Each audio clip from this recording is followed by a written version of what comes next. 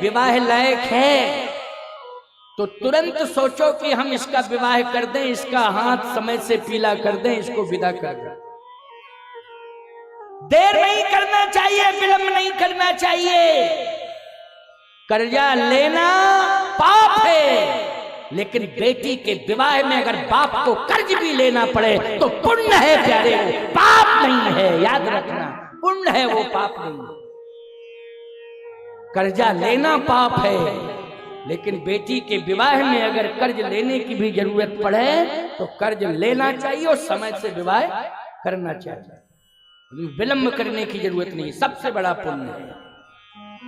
विवाह को विलंबित नहीं करना चाहिए, समय से ही विवाह होना चाहिए। इसलिए आप महात्मा हैं और विवाह का दायित्व आपके हाथ में है, मेरे विवाह का दायित्व, इसलिए आपको ही संभालना पड़ेगा। इतने में आवाज कानों में सुनाई दी, कहां? जनकपुर से।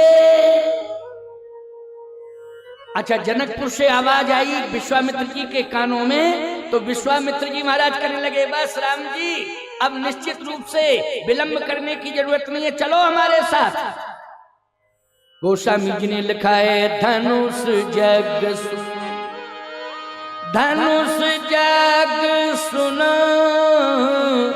रघुकुल नाथा, धनुष जग सुन रघुकुल नाथा, धनुष जग सुन रघुकुल नाथा, धनुष जग सुन रघुकुल नाथा, हरस चले मुनिवर के साथ, हरस चले मुनिवर के साथ, धनुष जग सुन रघुकुल नाथा, धनुष जग सुन रघुकुल नाथा, हर्ष चले वर के साथ, हर्ष चले वर के साथ, हर्ष चले वर के साथ, हर्ष चले मुनिवर के साथ। चल दिए विश्वामित्र जी महाराज के साथ राम लक्ष्मण, लेकिन हर्ष चले मुनिवर के साथ, इसकी व्याख्या मैं कर रहा हूं, ध्यान से सुनना। मुनि के साथ राम जी चल रहे हैं कि राम जी के साथ मुनि चल रहे हैं? जब अयोध्या से चले थे तो पुरुष सिंह दो वीर हर्ष चले मुनि भय हरण, विश्वामित्र जी के साथ चले थे राम जी। लेकिन यहां यज्ञ पूरा होने के बाद हर्ष चले मुनिवर के साथ। तो एक बात बताऊं आपको, विवाह में वर की प्रधानता होती है कि बारातियों की? जल्दी बोलो। विवाह में तो दूल्हा की प्रधानता है, क्यों भाई, है कि नहीं? अच्छा, पूरा विवाह का आकर्षण का केंद्र बिंदु कौन होता है? जल्दी बोलो। दूल्हा। बोलो भाई, दूल्हा। अच्छा, दूल्हा का अर्थ अब आजकल बड़ा उल्टा हो गया है। दूल्हा का अर्थ दूल्हा मानी बर, बर मानी दूल्हा।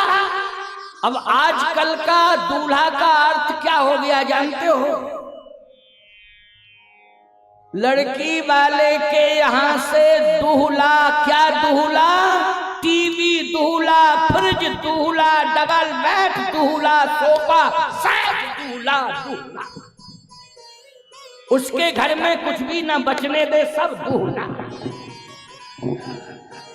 यही स्थिति हो गई कि नहीं? कुछ भी ना बचने दे, सब दूल्हा। ये कंडीशन है।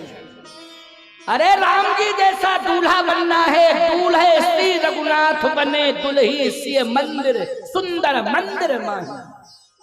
दूल्हे श्री रघुनाथ बने, दुल्ही सिय सुंदर मंदिर माही।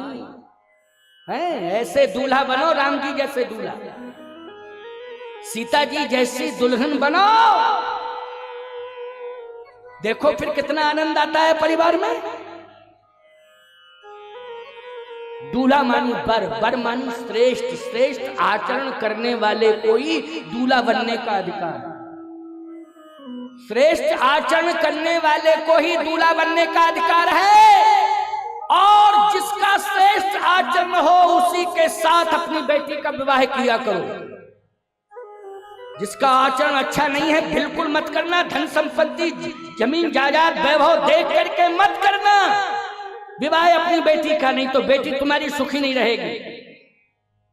जिस लड़के का आचरण अच्छा हो उसी के साथ बेटी का विवाह करना, क्योंकि वही बर बनने के लायक है। नहीं तो आजकल स्थिति यह है कि बर तो मिलते नहीं है, गोबर किसी काम के नहीं है।